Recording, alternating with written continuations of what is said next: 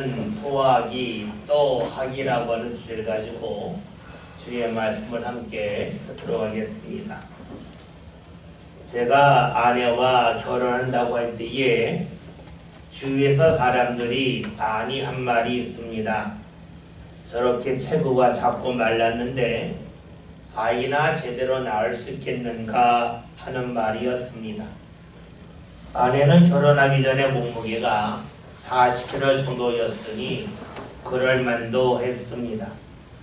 그런데 사람들의 생각과 염려와는 다르게 아이를 3명이나 순산했습니다.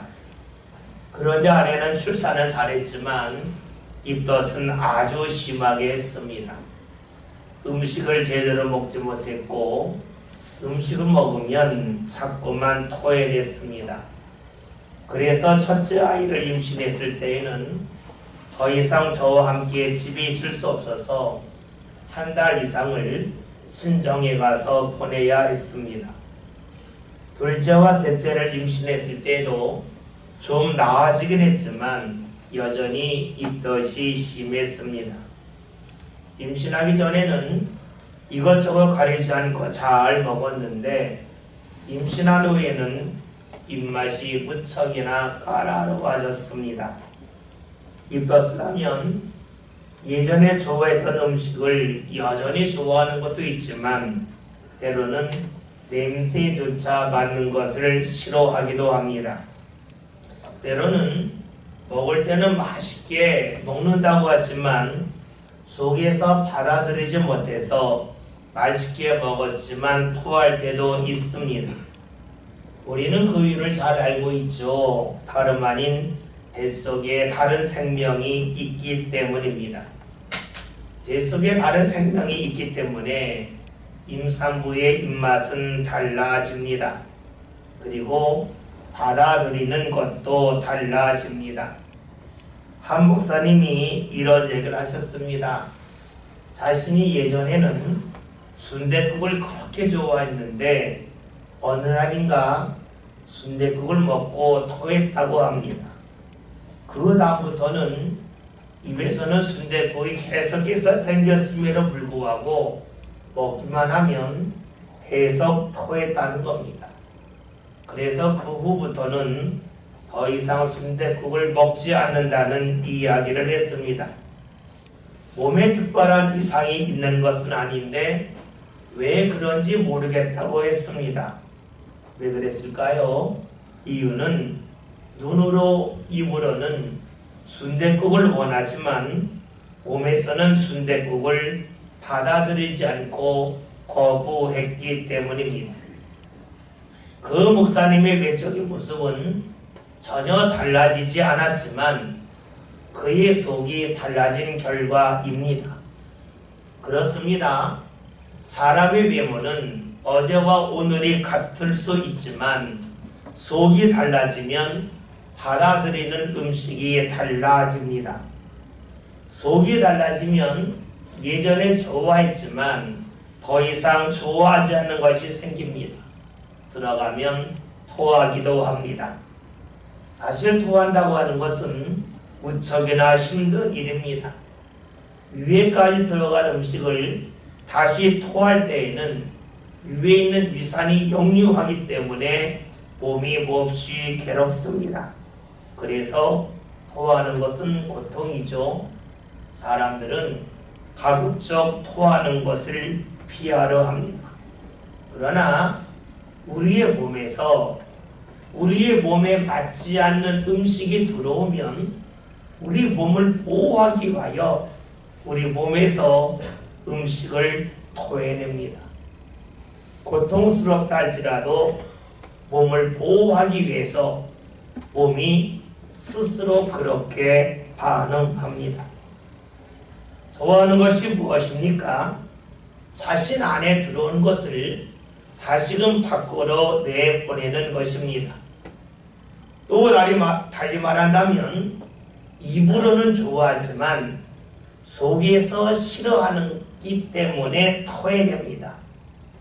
이를 일반화할 수가 있겠죠. 처음에는 좋아했지만 더 이상 좋아하지 않아서 거부하는 것이 바로 토하는 것입니다. 이렇게 본다면 토해내는 것은 비단 음식만이 아닙니다. 우리 살아가면서 토해내는 일을 자주 경험합니다. 저는 30대까지만 해도 영화 중에서 액션 영화를 무척이나 좋아했습니다. 액션 영화의 특징이 있죠. 나쁜 사람들이 나오고 좋은 사람이 있는데, 처음에는 좋은 사람이 크게 고통을 받다가 나중에는 그것을 완전히 되돌려줘서 나쁜 사람이 고통받는 것으로 끝이 납니다. 세상이 불의해서 그런지 영화에서 그런 걸 보면 무척이나 재밌고 즐거웠습니다. 그런데 제가 40대가 되면서 어느 날인가부터 액션 영화가 불편해졌습니다. 액션 영화를 보면 잔인한 폭력 장면이 많이 나옵니다. 물론 그것은 연기이기 때문에 실제로 폭력을 가하는 것은 아님을 알고 있지만, 그것을 보면 저도 모르게 눈이 감기고 고개가 돌아갔습니다. 예전에는 아무렇지도 않았는데, 예전에는 재밌고 좋았는데 어느 순간인가부터 불편했습니다. 그리고 거부감이 들었습니다. 왜 그랬을까요? 그 이유는 제가 달라졌기 때문입니다. 저희의 외모가 달라졌기 때문이 아니라 저희의 마음과 생각이 달라졌기 때문입니다. 그렇습니다. 우리의 눈에 보이는 외모가 있는가 하면 우리의 눈에 보이지 않는 마음과 생각이 있습니다.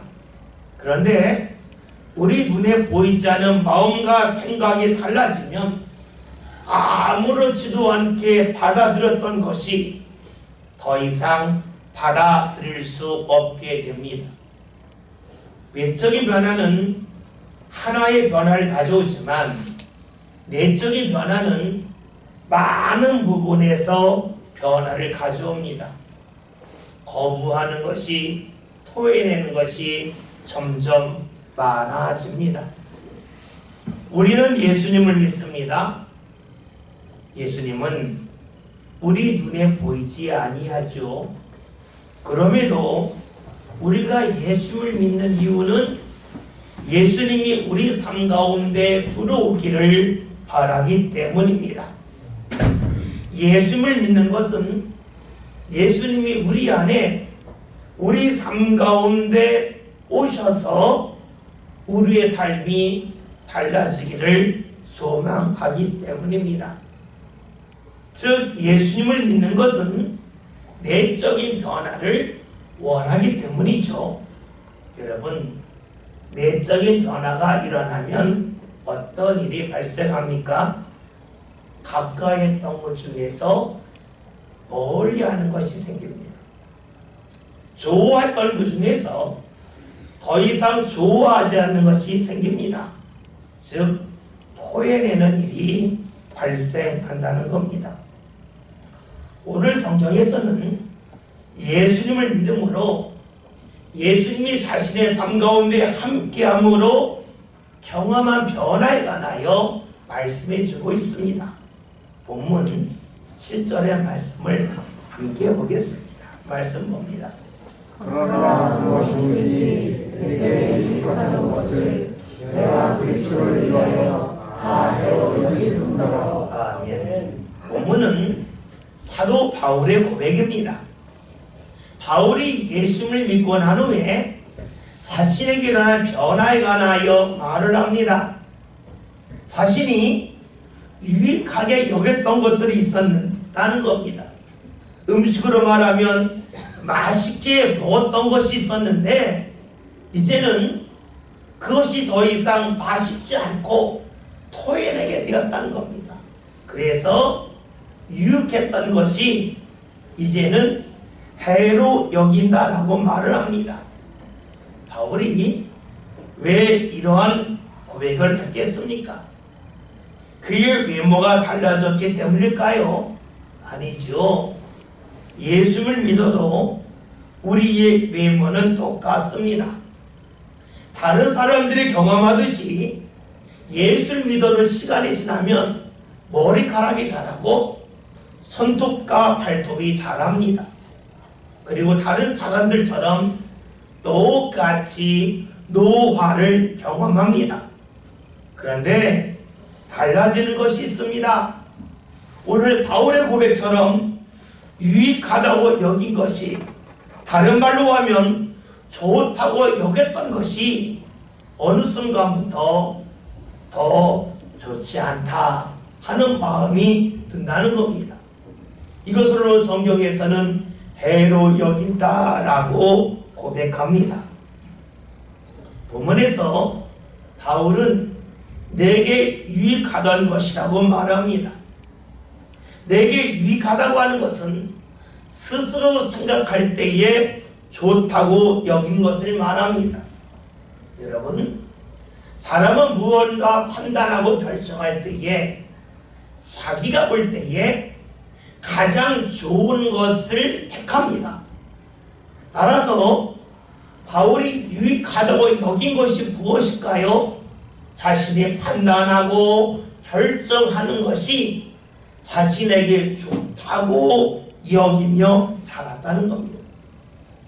그런데 예수를 믿고 났더니, 예수님과 함께하고 났더니 자신이 판단하고 결정했던 것이 좋지 않다고 하는 것이 드러나게 되었다는 겁니다. 무엇을 말합니까? 우리는 살아가면서 이런 생각을 가질 때가 있습니다. 내가 이것을 배우면, 내가 이런 일을 하면, 내가 이것을 얻으면, 내가 이런 자리에 오르면 내게 유익할 거라고 여기는 것이 있습니다. 그런데 예수를 믿고 났더니 그런 것이 달라졌다는 것입니다. 자신이 유익하게 여겼던 것을 과감히 토해내게 되었다는 것이지요. 토할 때에 사람들은 고통스럽습니다. 즉, 자신이 받아들였다고 하는 것, 자신의 삶 가운데 자리 잡고 있는 것, 이것을 부정하며 버린다고 하는 것은 크게 고통스럽습니다. 그런데도 바울은 그런 일을 했습니다. 왜 그랬을까요? 오늘 본문 8절에는 말씀을 함께 봅니다. 말씀 봅니다. 또한 모든 것을 배우는 내 주 그리스도의 예수를 아는 지식이 가장 고상하기 때문이라. 내가 그를 위하여 모든 것을 잃어버리고 배설물로 여기는 그리스도를 얻고. 아멘. 바울의 고백은 이랬습니다. 자신이 유익하게 여긴 것을 해로 여기서 버렸다, 토했다는 겁니다. 그 이유는 그리스도를 아는 지식이 가장 고상하기 때문이라고 말합니다. 가장 크고 가장 높다는 것입니다. 여러분, 예수님을 아는 지식이 무엇입니까? 한마디로 말하면 예수님을 통해서 하나님이 우리의 죄를 용서해 주셨다는 겁니다. 이 말씀을 듣고 왜 중요한가? 라고 아마 질문하는 분이 적지 아니할 겁니다. 우리는 신앙생활하면서 죄에서 용서함을 받았다는 말씀을 많이 듣습니다. 그런데 그것이 왜 중요한지에 대해서는 잘 설명하지 못합니다. 그 이유는 용서라고 하는 것이 우리에게 크게 다가오지 않기 때문입니다. 여러분, 용서라고 하는 것을 다른 말로 하면 받아들인다는 겁니다. 여러분이 누군가를 용서하지 못한다는 것은 그 사람을 받아들일 수 없다는 것이지요. 용서한다는 것은 받아들인다는 겁니다. 따라서 우리가 예수를 믿어서 죄에서 용서함을 받았다는 말씀은 하나님이 우리를 받아들이시고 함께 하신다는 겁니다. 사람이 살면서 가장 큰 욕구가 있습니다. 그 욕구는 인정받는 것입니다. 사람들이 돈을 많이 버는 이유도, 성공하려고 하는 이유도 인정받고 싶기 때문입니다. 흔히 우리나라에서 요즘에 많은 젊은이들이 값비싼, 흔히 말하는 명품, 백, 그리고 신발을 사려고 달려갑니다. 왜 그럴까요? 내가 이거 가졌다고 하는 인정을 받고 싶기 때문이죠. 누구한테입니까? 부모한테 인정받고 싶고, 부모는 자녀들에게 인정받고 싶고, 또 부부 사이에 서로 인정받고 싶고, 친구 사이에서, 또한 동료들 사이에서 인정받고 싶어 합니다. 그런데 사람들은 누구를 인정합니까? 무언가 잘하는 사람을 인정하고, 인정하면 고개를 끄덕입니다. 반면에 잘하지 못하면 고개를 돌리지요. 여러분, 그렇게 우리는 살아가면서 내가 무언가 잘해야 한다고 하는 압박 속에 살아갑니다. 돈을 많이 벌어야 되겠다. 그래야 주위 사람들이 날 인정해 주겠다 하는 생각이 들죠. 안정된 지위에 오르고 높은 자리에 올라가야 사람들이 나를 인정해 줄 거라고 하는 기대가 있습니다. 이 기대 속에는 반대편에 불안이 있죠. 내가 하는 일이 잘 되지 못하면 인정받지 못할 거다, 버림받는 것 아닌가 하는 불안이 있습니다. 그러니까 우리는 누군가 인정해주는 자리에 있다 할지라도 한편으로는 웃지만 마음 한편에는 불안감이 있어요. 내가 여기서 떨어지면 사람들이 다 나 떠나가고 인정하지 않을 텐데. 그러니까 우리의 삶은 낭떠러지 옆을 걸어가는 것과 같습니다. 살면서 불안해요. 그리고 그런 마음이 자신에게 있기 때문에 다른 사람에게도 그런 마음이 있다고 하는 것을 확신을 가지고 살아갑니다. 사람을 인정받지 못하는 것에 대한 두려움이 있고 불안이 있습니다. 그러니까 자신에게 무언가 단점이 있고 드러나면 어떻게 해서든지 숨기려 합니다. 이 모든 생각과 행동 뒤에는 인정받고자 하는 욕구가 숨겨져 있습니다. 근데 여러분, 우리가 예수를 믿을 때에 하나님은 우리를 용서해 주십니다. 즉 우리를 받아주시고 인정해 주십니다. 사람들이 나를 인정하는 것은 특별한 장소에서 특별한 자리에서 만날 때입니다. 그러나 하나님은 어디든지 계십니다. 어디든지 계신 하나님, 특정한 장소에 얽매이지 않는 하나님께서는 우리가 예수를 믿을 때에 우리를 받아주시고 우리를 용납해 주시고 우리와 함께하여 주십니다. 그래서 예수를 믿는 사람은 나 자신이 돈이 넉넉하지 아니하다 할지라도, 아는 것이 부족하다 할지라도 두렵지가 않습니다. 하나님이 자신을 받아주시고 인정해 주심을 믿기 때문입니다. 바울은 예수를 통해서 하나님이 자신을 받아주심을 경험했습니다. 어디서든지 하나님이 자신을 인정하신다고 하는 것을 알았습니다. 그러니 그의 소유에 관계없이, 그가 있는 자리에 관계없이 그는 당당했고 감사할 수 있었습니다.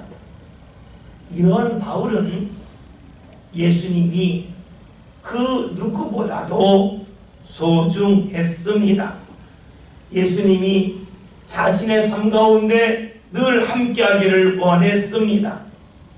그리고 그 예수님이 함께하는 가운데 삶이 달라진 것이지요.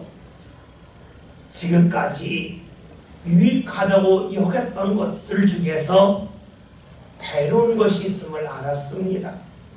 좋아했던 것을 과감히 토해냈습니다.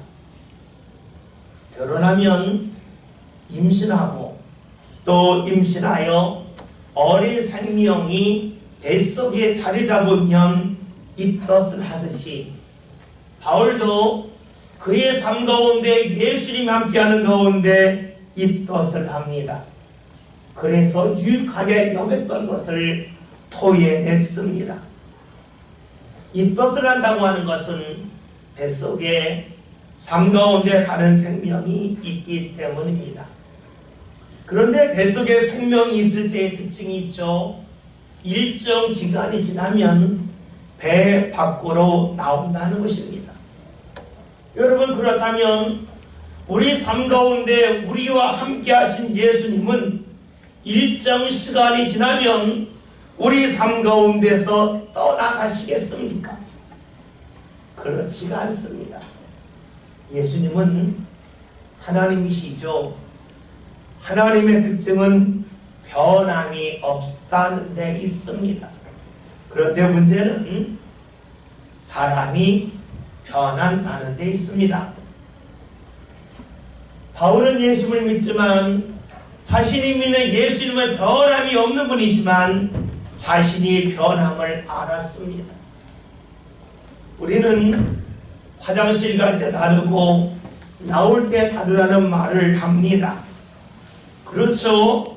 사람은 늘 달라집니다. 늘 변합니다.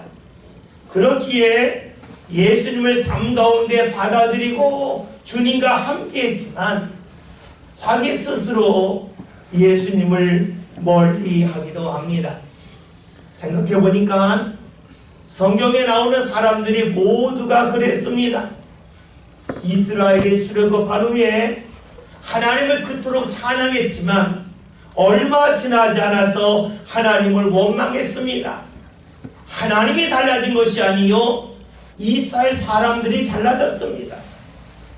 예수를 믿고 따랐던 제자들도 자신의 전 재산을 버리고 예수를 따라갔지만 어느 순간에는 예수님에게 고개를 돌리고 다 도망갔습니다. 누가 달라졌습니까? 사람이 달라졌습니다. 그런데 바울은 그런 모습이 자신에게도 있음을 알았습니다. 그것이 그에게 고민거리였습니다. 주님은 변함이 없는데 자신이 달라지는 모습을 자신이 알았기 때문에 그런 자신을 보면서 너무 고통스러웠습니다. 그래서 바울은 이렇게 살기로 결심을 하죠. 12절에는 말씀을 함께 봅니다. 말씀 봅니다. 내가 이거 당한 아니요 온전히 이거 당한 아니라 오직 내가 그리스도 예수의 잡힌 바는 그것을 잡으려고 달려가노라. 아멘. 바울은 자신이 예수님과 함께했던 경험이 있습니다. 그러나 그것이 계속해서 이어지지 않음을 알았습니다. 주님은 변하지 않지만 늘 변하는 자신을 그는 분명하게 보았기 때문이지요. 자신이 주님을 붙잡겠다고 하지만 순간순간 자신의 눈에 무언가 좋은 것이 들어오면 그것을 붙잡느라고 주님에게 고개를 돌리는 자신을 발견했습니다. 자신이 붙잡는 것이 순간적인 것이라서 일정 기간이 지나면 아무것도 아니라는 것을 알면서도 그것을 따라가는 자신을 보았습니다. 그리고 다른 사람들이 좋아하는 것이라면 호기심이 생겨서 그것을 따라가느라고 주를 멀리하는 자신을 보았습니다. 분명 모든 것이 바람처럼 지나가는 것이지만 자신도 모르게 그것을 따라감을 알았습니다. 우리가 그렇잖아요. 우리가 횡단보도에서 건너갈 때에는 신호등을 보고 건너가야 되는데 많은 사람들이 신호등을 안 보죠. 옆 사람이 움직이면 신호등 바뀌었거니 하고 건너갑니다. 신호등을 봐야 되는데 옆 사람을 본다는 것이지요. 바울도 자신도 모르게 그리함을 알았습니다. 그래서 그는 고백을 합니다. 자신이 주를 바라보는 것, 주를 향하여 발걸음을 옮기는 것을 멈추지 않고 계속해서 나가야 함을 고백했던 것입니다.